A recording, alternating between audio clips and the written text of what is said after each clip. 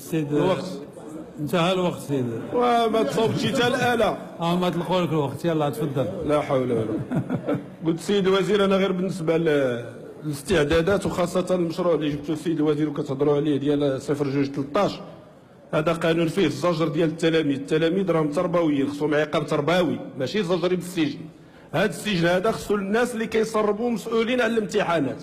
هذه الماده 7 ستطبق على الناس اللي خانوا الامانه ما تطبقش على التلاميذ اللي صيفطناهم يقراو. الان درتوا من بين الاجراءات اللي درتوا هذه السنه هو التزام الاب. الطفل في الثانويه هو مراهق يقدر لطريقه او اخرى يغش في الامتحان با يمشي للحبس.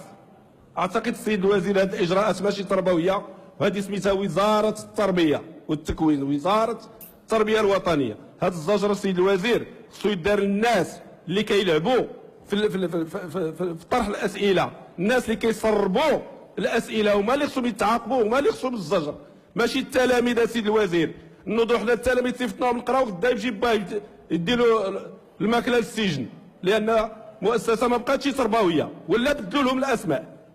كنظن السيد الوزير ان هذا حنا في فريق التجمع الوطني الاحرار غادي ندليو براينا في هذا المشروع قانون خاصه الماده 7 لانها ماشي تربويه ولا تبت للتعليم بصله. وشكرا. شكرا. هل من تعقيب اضافي؟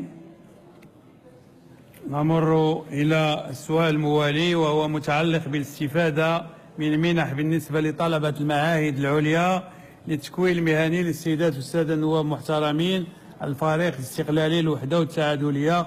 تفضلوا السيدة النائبة المحترمة مشكورة. السيد الوزير سؤال الفريق الاستقلالي حول استفادة